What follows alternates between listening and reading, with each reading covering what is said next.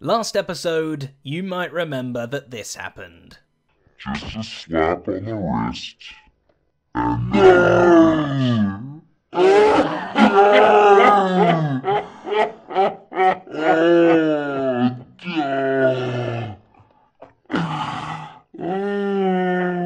I got tagged! Which means in my latest live stream, I had to only go and do this.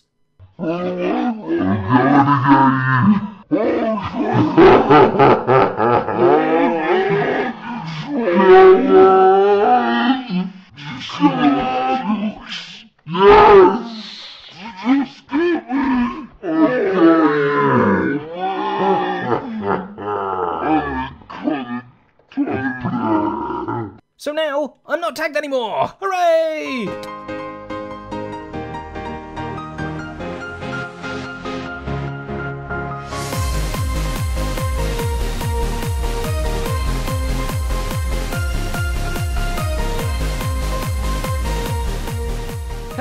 Hello, and have I got an episode for you today?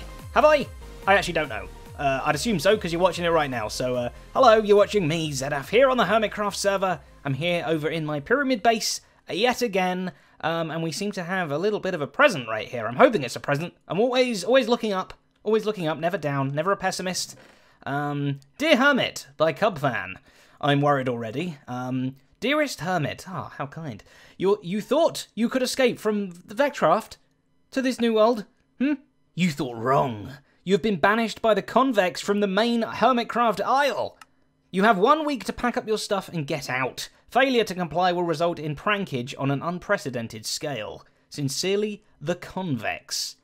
Oh my wordy word. Oh dear. If we just back away from it, does that mean it never really happened? Okay, well, I think this has been here for a little while now, but I'm not entirely sure. So we got a week. We've got a week to decide whether we're going to get out of here. But to be fair, we're not even on the main Hermit Island anyway. We're off. We've already banished ourselves. Don't you worry, Convex. We're one step ahead of you. So I'll have a think about that. I'll have a think, and I'll bear that in mind for potential or potential not doings later on. But yes, today we are here at the Pyramid Base, which again, I'm really happy with how it's turning out. I've not really done much since last episode. In fact, after the live stream with Tango, where I tagged him, I actually died really annoyingly off camera. I was just coming over here and I stood in here. I had 2 shulker boxes full of absolutely everything, like all of my diamonds, all of my diamond gear, my amazing pick that I had, everything, including a bunch of shulker boxes. Like, all of my shulker boxes, I had, like, I don't know, a stack's worth, like 64 shulker boxes worth of shulker shells and everything.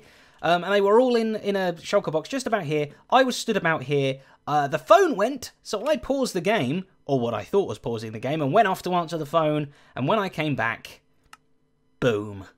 Boom, which not only had killed me, but it had blown up my 2 shulker boxes. All my items had despawned, so I had literally lost, like, everything. Like, everything of even remotest value to me. I had all my dirt, and my wood, and those rubbish things, but anything of value, I lost completely, so I got very upset. So, luckily with the iPass trade, wherever it's gone, there it is. And a little bit of help from Tango. I managed to get probably, like, the best stuff in the game ever. It's all got mending on it. It's all perfect and beautiful and lovely. And I've got a few extra bits in, where is it? In this white one in here as well. Look at that. Oh, I don't think I want anything else. Oh, an elytra would be nice, but you know, you can't have everything. But let's move on to today's project. I hear you cry, Zedaf, what are we doing? What are we doing today? Are you going to gabble at us all day, or are we actually going to get some work done? Well, I'm about to get some work done now. As you can see, this thing, look, you just walk straight through it. Anyone could come in. That sneaky creeper that blew me up and killed all of me, he could just walk straight back in at all at any point. So we need to finally make this place safer. And we spoke a little bit when we first started to actually build this place that we wanted some kind of booby-trapped door or something like that. So I think we're going to try and make some kind of puzzle-based door today with some kind of secret security lock to fit in here. Now, the trouble is I'm not very good at making, like, 3x3 doors, and I'm also not very good at puzzles, and I'm also not very good at redstone, and I'm also not good at playing Minecraft, so today isn't going to go down very flawlessly at all. It's actually going to be a real mess. But actually, I think I've got a really good idea of how we're going to do this. There is a feature that we have here on the Hermitcraft server that is powered by command blocks, that is not the norm, that a regular survival server does not have. So I think we're going to use that unique ability for the main key of our door. And boom! There we go, look at that! A wrench. Magical recipe. Now, like I say, this is just us here on Hermitcraft. Oh, hey, it took it from me and then gave it to me in there. What this magical wrench can do, it's going to blow your mind. Oh, look at that thing! It gets so rotationable! Oh dear, oh wow, oh, you can't even follow it. It's only that. Unfortunately, it doesn't really work on anything else. It only works on glazed terracotta for you to spin it around, so not overly useful at the moment. But like I say, that means it's a very secret, secure lock. So I guess we should actually test this out before we even go any further with this door. I want to see if rotating this around causes a block update, which can be read from this, because we're hopefully going to use these glazed terracottas as our secret keys to actually allow us in. So please flash. Haha! It works! It flashes. Phew. Okay, right, that means we can carry on with the project. So, right, okay, build mode, activate. First little lesson that I have learned about these things is that they have 4 possible rotations. So you can see at the minute, this little circle's in kind of like the top left corner. We hit it once, it goes down there. We hit it again down there, 1 up there, boom, and back to the beginning. So 1, 2, 3, 4 different rotations all the way around. Which means if we have 4 of them in a pattern like this, if I put all the circles on the inside, oops, I had it just then, like that, that could be our secret key. Or maybe we could do it like, you know, however we like. That could be our secret key randomly if we wanted to. It's not going to be, but we could make it that. So I think that's pretty cool, because I reckon people would just think this is decoration in the floor. They wouldn't think anything more of it, but no, yes. If you want to get through my amazing penetrable iron door that's impossible to get through, don't look at that, then you've got to work out my secret code, and only I shall know it, and I reckon people won't even carry a wrench with them, because they're losers. So that's going to be how we do it, which means we're going to need a bunch of redstone all under the ground down here. So I'm going to make a nice big diggy hole, so that we've got plenty of room to work, and then we'll start working out exactly how we're going to remember these 4 individual different key combinations. And we're going to do that using the power of a hopper-dropper combo. So as you can see, we've got these observers here that are looking at the block just above there. So every single time we rotate it, it will power this dropper. Now this dropper has 4 different items in, because we're going to have 4 different signals. That's how many times you can rotate the block around before it loops back around to the beginning. So when we rotate the block, boom, this thing's going to get powered. It's going to put a piece of stone in here. Then it's going to get rotated again, and it's going to get powered again, and it'll put number 2 in, and it'll keep happening until the 4th stone. That's not the 4th stone. 4th. 4 stones are now in there. Perfect. And unfortunately, though, all 4 stones activate the same amount of signal here. But if there is nothing in there, it does activate a different signal length. So when there's actually no stones in here at all, that is going to be this one unlocked. So for instance, in this case, it will have to be, if we're making all the circles go on the inside, then let me just move it around like that. That will currently be unlocked. When that stone looks like that, there won't be any stones in there at all. All 4 of them will all be in here. And that's going to actually be the same for all 4 sides. When all of them are empty, when all of these hoppers are empty, then everything will be unlocked, which will be great. And we're going to do that by actually inputting these stones in different directions in the first place. So as you can see, look, depending on what way I face, depends on where they start. So that'll allow us to actually mix it up a little bit to make the code a little bit more difficult to work out. But yeah, I think that's going to work quite nicely. The only thing we've got to do then is actually make sure we reset this. So when when we've rotated it to position 4 as such, excellent, we need the system to know that and automatically, instead of going to 4, go to 0 again. So really, we don't have 1, 2, 3, 4, we have 0, 1, 2, 3, because the 4th one is just the trigger to reset. Now to do that, we are going to want a second signal length. So luckily, instead of using blocks, if we use something like items, not going to use my items, obviously, but at the moment we are, if we use non-stackable items like this, they make the signal strength go up way more, which means we can use that to our advantage. So if there's none in there at all, that means it's unlocked. If there is 1, we're going to get signal strength of 2. I guess. Or, well, probably more than that, actually. What does this say? That is, power 2. If we have 2, if we have 3, if we have 4 in there, it's going to be all different. But signal strength of 4 actually gives us a power 11 here. So we can measure a power 11 by doing some little subtracty stuff, which I'll get onto in just a second. So we'll actually know when the system is full. We could also measure from when this is empty. We could reset the system, but I'm going to do it this way using the same comparator for everything. So let me build a little bit more. Hopefully it will become a little bit more clear. Haha, yes. Okay, this should clear things up a little bit. So we've got our hopper with its signal being red, going straight into this block, and the signal just gets passed straight around here. Now, this one, however, is a subtracty comparator, as you can see by the little flashy light, which means anything that it receives from the side, it will subtract from its total. Okay, so that will become important in just a moment. So at the minute, we're going to have nothing. There is a signal strength of nothing, which means the gate up there, the thingy is unlocked. This particular corner is in the correct position. It gets rotated once. Boom, a single item goes through. It now has power of some description. It's locked. As soon as it has power of any kind, this thing gets locked. And as you can see, this is a power 3. If we add in both a second turn, a third turn, this is now going to be a power 9. If we add in a fourth, final turn, 4 unstackable items, this now becomes a power 12. So if we subtract 11 from here, using this one. So if we put a power 11 in, which I know is already a full bit there, already like that's subtracted it to 7, and if we put 48 sticks in, this is just so it doesn't actually cook. This goes down to a power 3.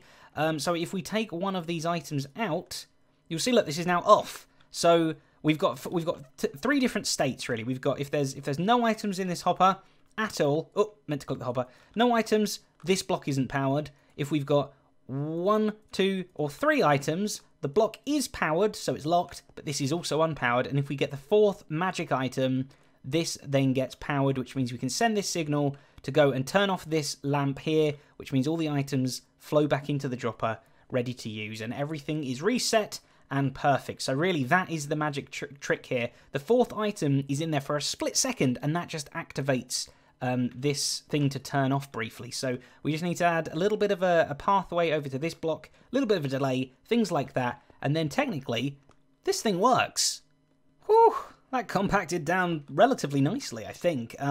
So this block here, now when it actually gets power, it looks like it's powered, but it's not. When it actually receives power, it both goes around the outside here to that block and a short little shortcut to that block.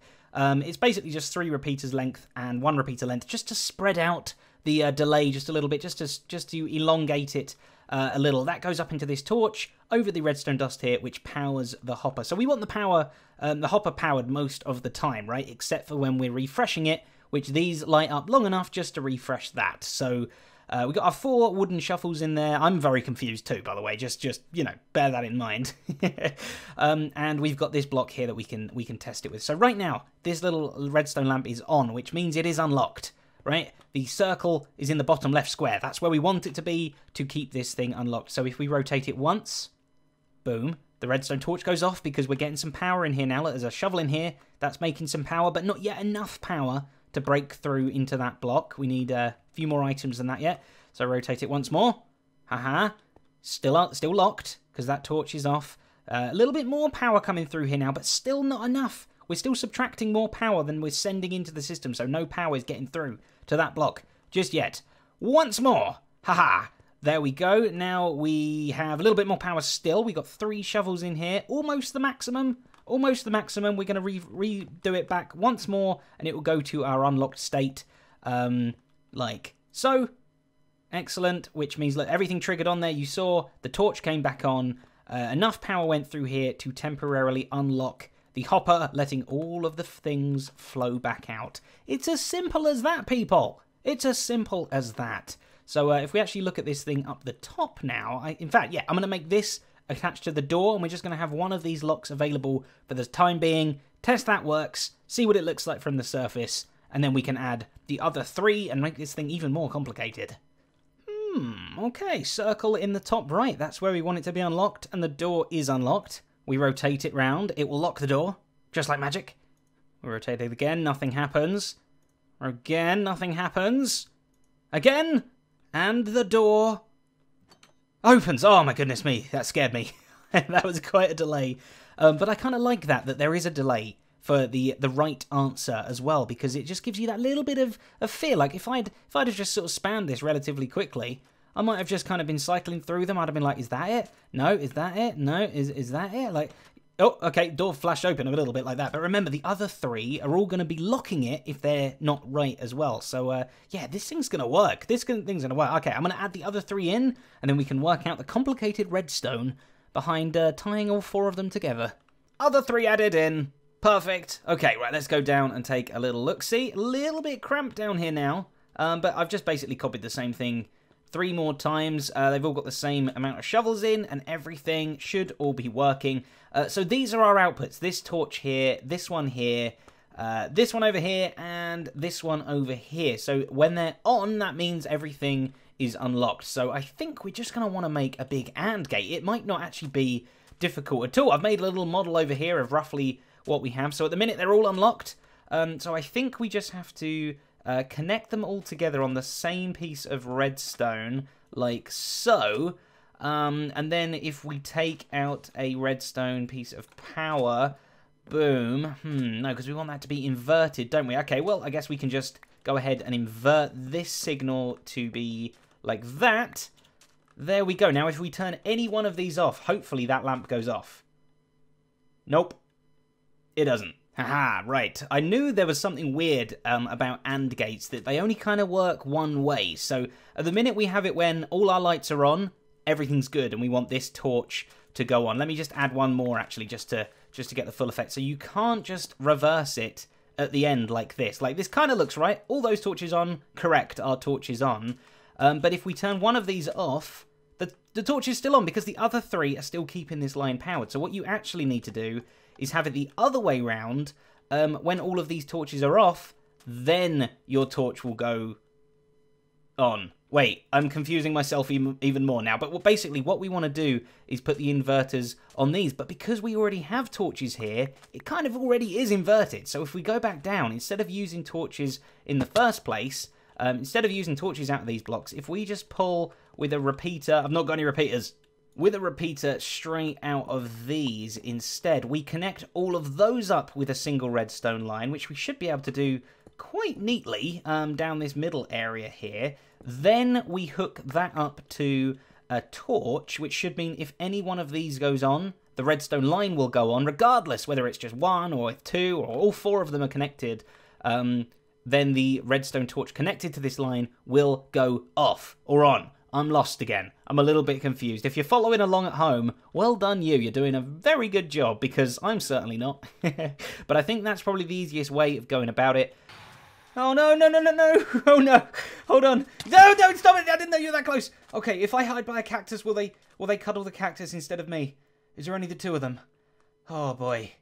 Oh, I should have been sleeping, shouldn't I? I've just been sitting in a hole. I forgot this happened. Where? Ow, ow. Okay, come get me, birdies. Ha ha ha ha! Cactus in the face. You know it. This is easy. You just hide behind a cactus and they just bump their heads against it repeatedly. I wonder how long that would take to kill them. Oh no! Oh, you're not a flyer! Oh boy. Okay, that didn't work very well. All right, I wasn't expecting help. Help! I wasn't expecting assistance. Come back. Oh. Okay. I want to take him down. I took him down. Oh, and he dropped popcorn. Phantom membrane. He dropped his membrane. Oh, you can stop it. I'm not fighting you. You're not new mobs. Well, you kind of are. A little bit, but... Nah! And... Swoopy, swoopy, swoopy, swoopy, swoopy. Sword to the face. Take that. You don't scare me, you big flappy things. Not one little bit. Oh, no. Anyway, what was I... Let me get back to what I was doing. Soupy doopy simple. Nice and easy. Right, so... Our magic code is correct. Circles all on the inside, so our door is open. Let's go and check out why. Right, so I connected all of these up to this same redstone line here now. Instead of the torch, it goes straight down into a repeater there. And right round into... Everything goes into this one block. So if this torch is on, the door is open, basically. But if any single one of these 4 locks are off, at the minute they're all in stage 0... i.e. they've got none of their shovels in here. If there's either 1, 2, 3, or technically 4 shovels in there, these will get powered. One of them will get powered, which all of them ends up just turning off this torch. So the torch leads up, goes to the door, opens it up. It's all good. Right, so where's my leash? I was going to call it a leash. Where's my wrench gone? There it is. Right, so technically if we turn any of these off, the door... I didn't do it. Any of these off, the door should lock. Now, you can technically do any of this. Right, so let's just do it now. 2 of them are wrong, 2 of them are right. Let's see what's happening down below. Right, 2 of them are wrong. So this one's wrong, that's why it's powered. That one's right. This one's right, and this one is wrong. You see, so they're all powering this block, but it doesn't matter how many. As long as one of them is powering it, it will lock the door. I'm stuck again, aren't I? Man, this place. Oh, so claustrophobic. We can probably fill this in now as well. Let's cover that in sand. Excellent, we have a working thing. Let's just randomize it up a little bit. Mental stuff, and right, okay, let's fix it. We want to put that on the inside. That, oh, we had it there. That on the inside, and this on the inside. Huh? Well, I don't know if you heard that. I think I might have rotated one too quickly, and the dropper here didn't have enough time to spit its little shovel out. Which originally I thought, oh dear, oh, yep, door open, there we go. Originally I thought, whoops, bad mistake there, Zedaf, you've done an error. But really, oh, almost suffocating. Really, it's actually a great thing, because now that means if anyone comes along here, even if they know about the wrench trick and they try and do this, if they do it too speedy, all that's going to happen is this thing's going to get broken, and it's going to make even less sense of why the door opens or not. So it's going to deter even more people from breaking in to my clearly amazing base that everyone is going to want to break into, obviously. It's going to happen. I mean, when the convicts come to try and take me away, they're not going to be able to, because they won't be able to get through the front door. Do you see? Do you see how everything links together and plans happen? Oh, it's perfect. Right, so if we do it nice and slowly now, a little bit slower, and boom, now the door should open. It does, thank goodness. Oh, I was really worried then. And it stays open all the while the code is correct. We might have to add one day a timer on this to make it so that the door only opens for a little bit of time. But to be honest, I don't even like this. This is a temporary door anyway. We're not just going to have a silly iron door on there. We're going to make something incredible right here. But that is a job for another day. We won't be tackling that one, but I'm pooped out. My brain is absolutely frazzled, and I'm sure yours is too, from all this crazy redstone stuff down below. Thank you very, very much for watching this episode. I hope you liked, I hope you commented, I hope you subscribed, I hope you did all those amazing things that help this episode out. As always, a massive, massive thank you to my wonderful patrons whose names are on the screen right now. Thank each and every one of them. Go to their houses, shake their hand. You must do it. It's law. But I guess until the next episode, where I will see you again, goodbye.